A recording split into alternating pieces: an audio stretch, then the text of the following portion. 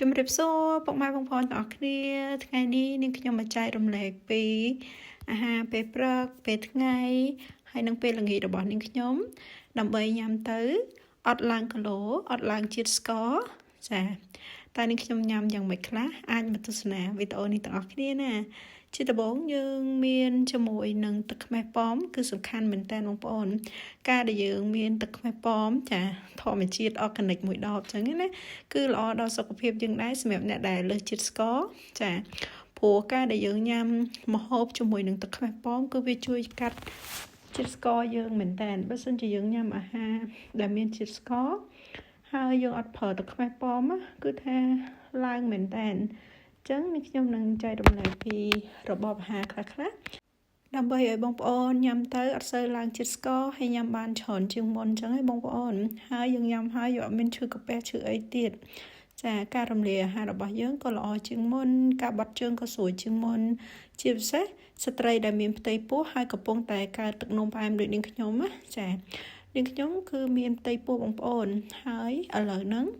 គឺនាងខ្ញុំកំពុងតែមានទឹកនោមផ្អែមចឹងហើយគឺពេទ្យឲ្យតមែនតែនចឹងថ្ងៃនេះនាងខ្ញុំមកចែករំលែកពីវិធីសាស្ត្រញ៉ាំម្ហូបបានច្រើន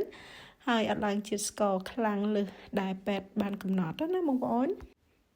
ហើយនេះគឺជាមុខម្ហូបពេលព្រឹករបស់នាងខ្ញុំណាបងប្អូនសម្រាប់ព្រឹកនេះដែរនាងខ្ញុំឆាជាមួយបន្លែចាបន្លែ 4-5 មុខហើយយើងដាក់ពងមាន់2គ្រាប់ប៉ុន្តែយើងអត់ប្រើស្ករហើយយើងប្រើតែម្សៅស៊ុបបន្តិចឲ្យមានជាតិទេបងប្អូនការប៉ិតម្សៅស៊ុបក៏មានស្ករនៅក្នុងហ្នឹងដែរណាបងប្អូនចាអញ្ចឹងយើងអត់ត្រូវប្រើច្រើនទេប្រើបន្តិចបានហើយតែបើបងប្អូនអត់ចង់ប្រើម្សៅស៊ុបអាចប្រើអំបិលឬក៏ម្រេចបន្តិចក៏បានដែរចាហើយយើងឆាវាអញ្ចឹងទៅហើយយើងមានជាមួយនឹងយ៉ាអ៊ូបងប្អូនយកយ៉ាអ៊ូដែលមានជាតិស្ករណាចាសម្រាប់អាហារបងប្អូនញ៉ាំមិនចង់ឲ្យឡើងជាតិស្ករខ្លាំងបងប្អូនត្រូវតែញ៉ាំបន្លែមុនចាយើងញ៉ាំបន្លែមុនហើយបន្ទាប់មកចាំយើងញ៉ាំជាមួយនឹងសាច់ហើយនឹងបាយតិចតួចចាបាយយើងអាចញ៉ាំបានត្រឹមតែ3សភាបាយទៅ5សភាបាយទេតាមពេទ្យដែលបានប្រាប់នាងខ្ញុំអញ្ចឹងណាចាឬក៏យើងចង់ញ៉ាំប៉ាត់ឬក៏ញ៉ាំនំប៉័ងអីបានតែ2-3ចំណិតទេអត់ញ៉ាំបានច្រើនទេប៉ុន្តែបើចង់ញ៉ាំកុំឲ្យឡើងជាតិស្ករលើសគឺយើងត្រូវតែញ៉ាំបន្លែមុនចាហើយញ៉ាំរបស់ដែលមានជាតិស្ករតាមក្រោយហើយពេលដែលយើងញ៉ាំហ្នឹងយើងញ៉ាំជាមួយនឹងទឹកខ្មេះប៉ោមទឹកខ្មេះប៉ោមមួយសភាបាយលាយជាមួយនឹងទឹកមួយកែវធំហើយយើងញ៉ាំបន្លែបាន30%ចាំយើងញ៉ាំជាមួយនឹងទឹកខ្មេះប៉ោមបន្តិចចឹងណាដើម្បីកុំឲ្យឈឺកាពះខ្លាចពេលដែលយើងញ៉ាំទឹកខ្មេះប៉ោមមុនទៅវាឈឺកាពះចឹងណាបងប្អូនចាញ៉ាំតាមនាងខ្ញុំគឺអត់ឈឺកាពះទេញ៉ាំម្ហូបហើយញ៉ាំទឹកខ្មេះប៉ោមចូលទៅបន្តិចរហូតដល់បាយអស់ចា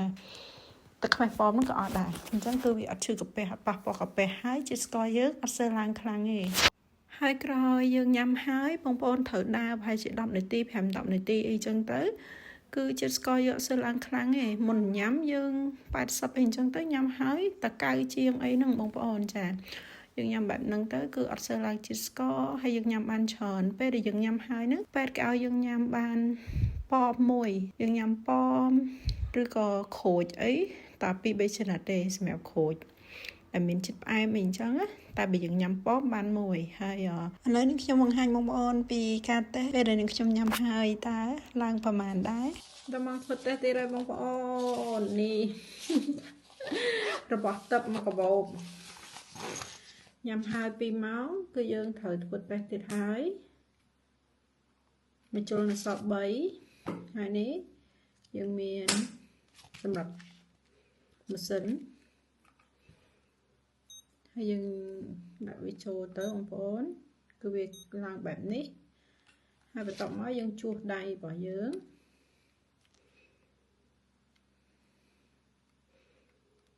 ជួសអញ្ចឹងទៅ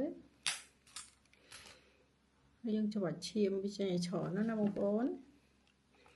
ហើយបន្ទាប់មកយើងតេស្តមើលចាំមើលវាឡើងប្រមាណ88ផឹកមិញខ្ញុំញ៉ាំសាឡាត់ជាមួយពងមាន់2គ្រាប់ផ្លែប៊ឺមួយផ្លែហើយនឹង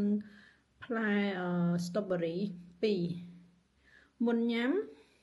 77ញ៉ាំហើយ2ម៉ោងឡើង